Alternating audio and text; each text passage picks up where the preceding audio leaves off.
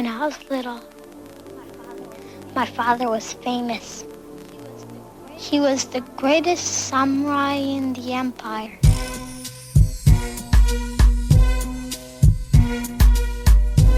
He cut off the heads of 131 lords.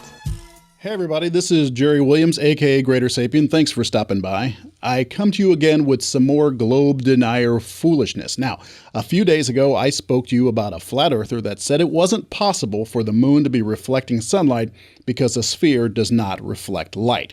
Now, obviously, that claim is a bunch of nonsense, but I went ahead and made a demonstration to show it.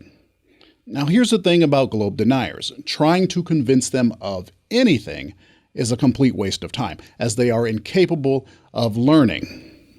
Well, it's not that they are incapable of learning, it's that they are aggressively devoted to ignorance.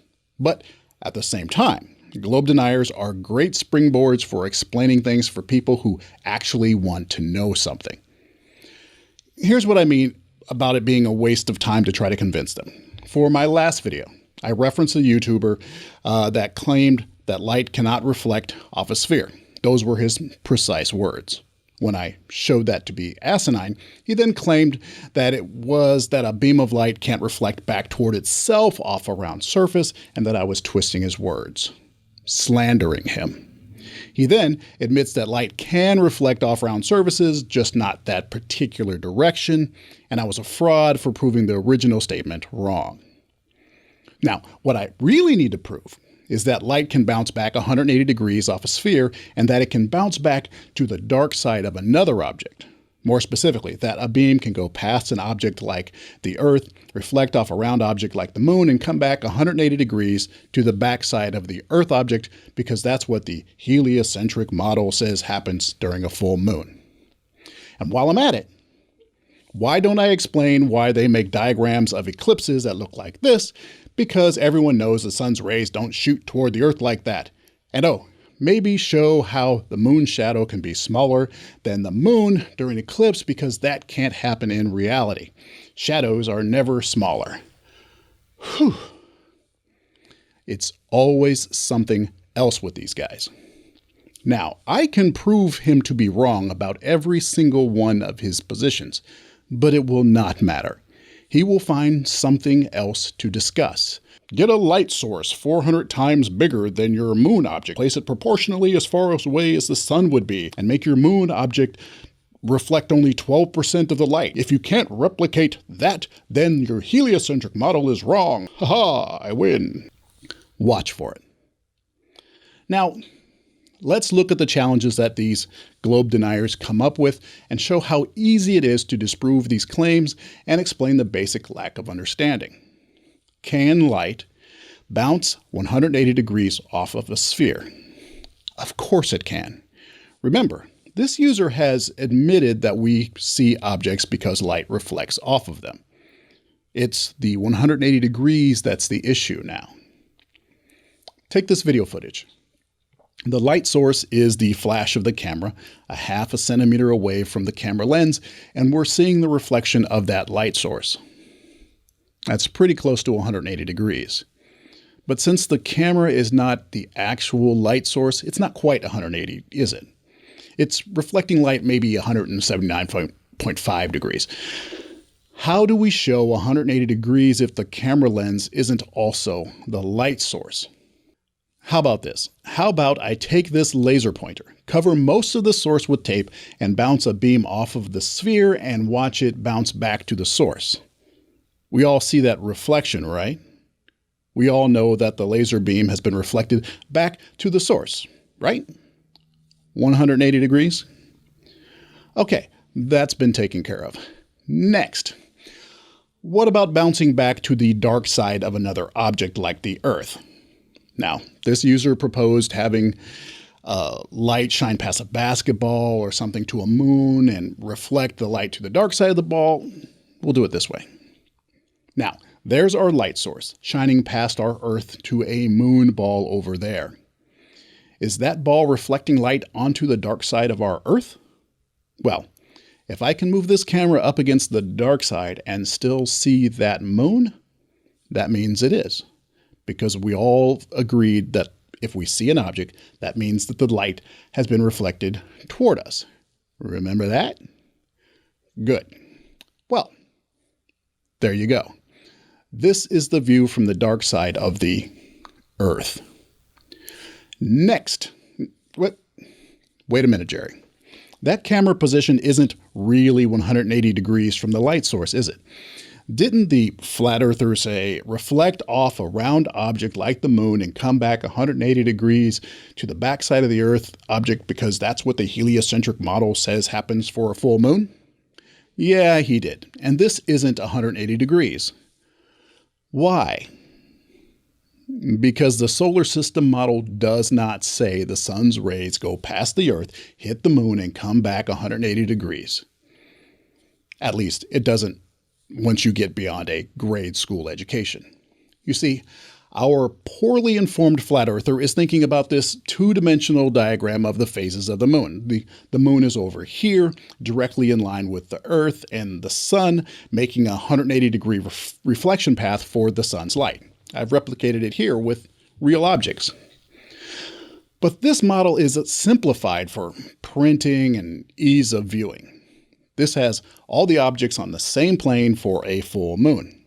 But that's not what the solar system model says. In reality, the objects are not all on the same plane.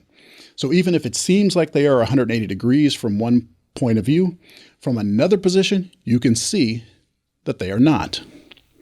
This is how a full moon works in the solar system model.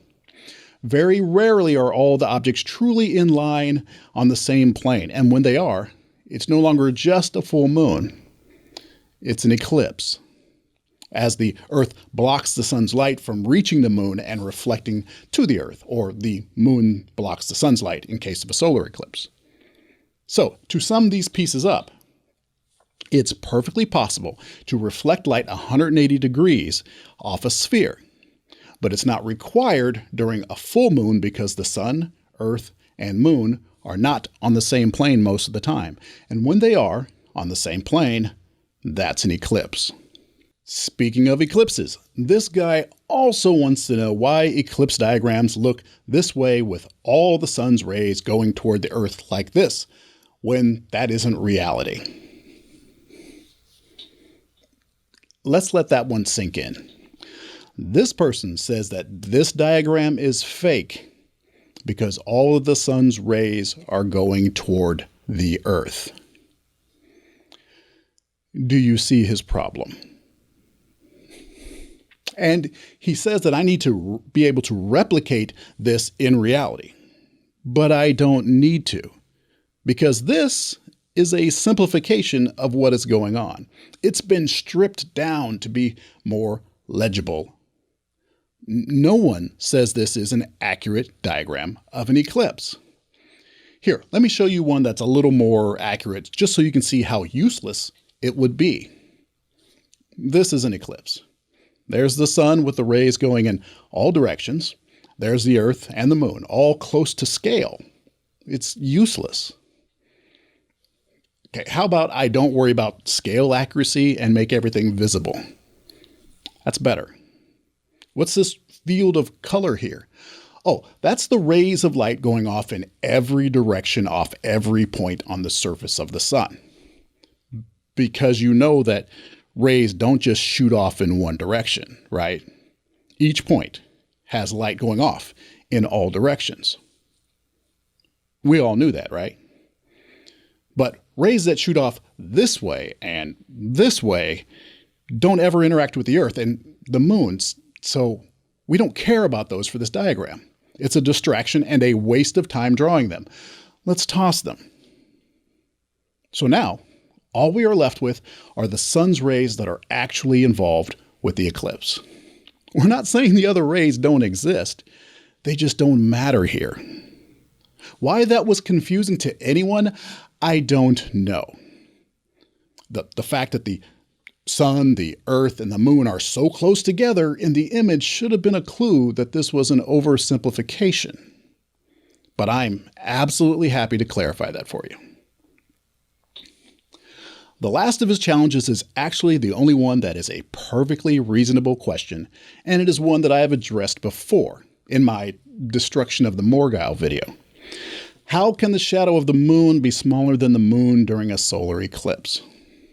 And this question comes out of people's lack of understanding of how shadows work and how big the moon's shadow actually is. The moon's shadow during a solar eclipse is not actually smaller than the moon. The densest part of the moon's shadow, the darkest part, the umbra, is smaller. But the majority of its shadow, the lighter portion, the penumbra, is larger than the moon. It all comes down to the size difference between the object being lit and the light source. Here's a diagram where the light source is smaller than the object being lit. Now, I'm only going to show the light rays that matter.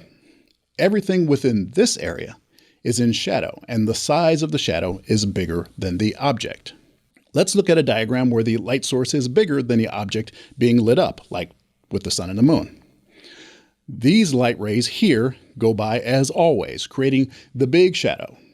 But then the light from the outer edges of the light source actually come in and illuminate some of that bigger shadow, creating an area of light shadow and a smaller area of dark shadow. And a flat earther will say, "Great diagram.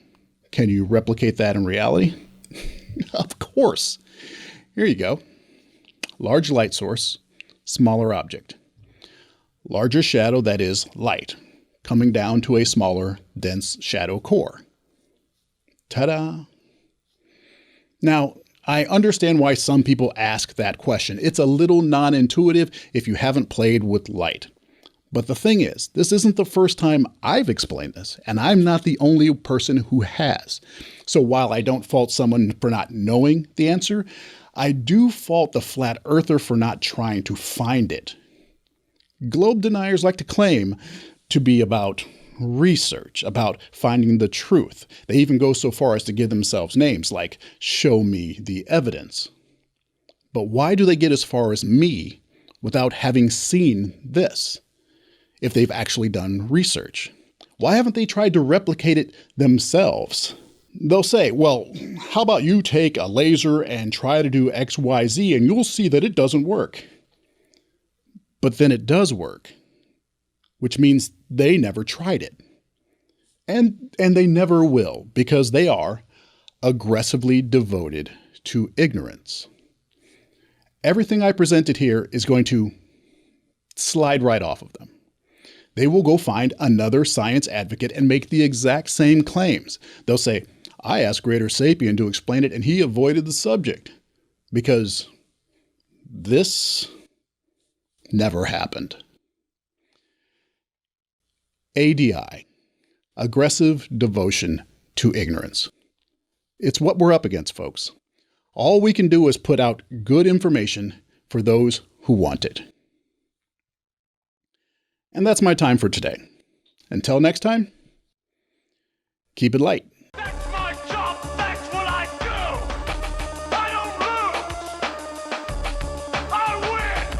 I win! Is there no one on this planet to even challenge me? Maybe you came by to congratulate me on last night's victory.